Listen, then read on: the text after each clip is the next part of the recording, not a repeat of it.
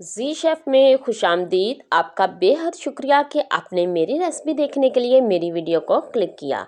आज मैं आपके साथ बहुत ही ख़ास सर्दियों की सौगात गुड़ की गचक यानी गुड़ की चिक्की की रेसिपी शेयर करने जा रही हूँ। लेकिन ये हर किसी से क्रंची, कड़क और जालीदार नहीं बनती और दांतों से भी चिपकती है। मैं आपको कुछ ऐसे ट्रिक्स बताऊंगी जिनको फॉलो करते हुए आप भी मेरी तरह बिल्कुल मिजाज जैसी क्रंची, बहुत ही कड़क और जालीदार गुड़ की गचक बना सकेंगे। इसके लिए आपको मेरी वीडियो को स्किप किए बिना एंड तक देखना होगा ताकि आप मुझे फॉलो करते हुए मुझसे भी बेहतर गुड़ की गचक तैयार कर सकें। तो चलते हैं बिना टाइम ज़ाया किए गुड़ की गचक बनाने की तरफ। सबसे पहले हमने एक मोल्ड ले लिया है जिसमें हमने गुड़ की गचक को डाल लेना है। हमने इसे घी से ग्रीस करना है, ऑयल से नहीं करना, ताकि हमें इसे डीमोल्ड करने में आसानी हो। मेरे पास तो ये मोल्ड है, आपके पास अगर ना हो तो आप किसी प्लेट में भी इसे डाल सकते हैं। हमने इसकी साइडों पे भी अच्छे से ग्रीस कर लेना है। ये काम हमने इसलिए पहले करना है ताकि जब हम गचक बनाएं तो हम फ़ौरन से इसमें अपनी गचक डाल सकें।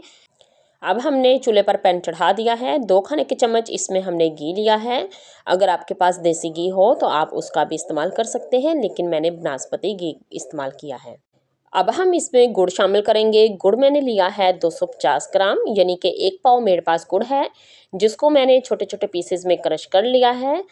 अब हम इसमें मुसलसल चम्मच चलाते हुए मीडियम फ्लेम पर इसे पकाते जाएंगे। अगर आपने अभी तक मेरे चैनल को सब्सक्राइब नहीं किया तो प्लीज़ कर लें और साथ लगे बेल आइकॉन को भी दबा लें और ऑल पे क्लिक भी कर लें ताकि मेरी हर नई आने वाली वीडियो का नोटिफिकेशन आप तक सबसे पहले पहुंच सके। तो यहाँ आप देख सकते हैं व्यूअर्स, हमारा गुड़ आस्ता आस्ता मेल्ट होना शुरू हो चुका है। यहाँ हमारा तमाम गुड़ मेल्ट हो चुका है। इसमें चम्मच चलाना हमने नहीं रोकना, मुसलसल चम्मच चलाते हुए हम इसे पकाते जाएंगे। ये बहुत जल्दी तैयार हो जाती है। इसे पकाते हुए 5 मिनट हो चुके हैं, तो ये देखिए इसका कलर भी चेंज हो चुका है। अब हम इसे चेक कर लेंगे। एक कटोरी में हम पानी लेंगे, इसमें हमने ये थोड़ा सा मेज़ा डालना है। इसे हम 5 सेकंड के बाद चेक करेंगे। इतनी देर में हम इसमें चम्मच चलाएंगे ताकि ये नीचे से ना जले। तो अब 5 सेकंड के बाद हम इसे चेक कर लेते हैं। ये देखिए कितनी कड़क हो चुकी है और आप देख सकते हैं कितनी आसानी के साथ ये टूट रही है। तो अब हम फ्लेम को ऑफ करेंगे। अब हमने एक सीक्रेट चीज़ इसमें डालनी है जिसका हर किसी को नहीं पता, वो मैं आपको बताती हूँ। फ्लेम ऑफ करने के बाद हाफ टी स्पून इसमें मैं बेकिंग सोडा डालूंगी, यानी कि मीठा सोडा। ये डालने के बाद हमने स्पैचुला की मदद से इसे मुसलसल जल्दी जल्दी से चलाना है। ये देखते देखते इसने अपना कलर चेंज कर लिया है। ये देखें काफ़ी हद तक ये फूल गई है। याद रहे कि बेकिंग सोडे का इस्तेमाल हमने फ्लेम ऑफ करने के बाद किया है। अगर हम फ्लेम ऑफ करने से पहले इसका इस्तेमाल करेंगे तो इसके रिज़ल्ट अच्छे नहीं आएंगे। अब हम इसको फ़ौरन से मोल्ड में डाल लेंगे ताकि ये अच्छे से सेट हो जाए। हमने अपनी तमाम गचक इसमें डाल दी हैं और इसे हम अब टैप नहीं करेंगे, क्योंकि अगर हमने इसे टैप किया तो इसमें जाली नहीं बनेगी। अब हम इसके ऊपर कुछ पीनट लगाएंगे और अब हम इसके ऊपर थोड़ी सी सौंफ डाल देंगे।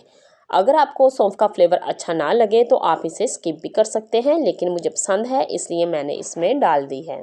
अब हम फिंगर की मदद से आस्ता आस्ता इसे नीचे को दबाएंगे ताकि ये इसमें अच्छे से सेट हो जाए। तो अब हम इसे 10 मिनट के रेस्ट पे रखेंगे और 10 मिनट में ही ये सेट हो जाती है। 10 मिनट के बाद मैं आपको दिखाती हूँ।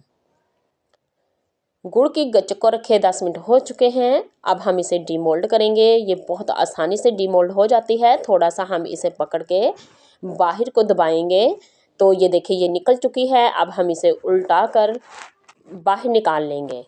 तो ये देखिए कितनी आसानी से डीमोल्ड हो चुकी है और ये टूट भी बहुत आसानी से जाती है क्योंकि ये बहुत कड़क बनी है।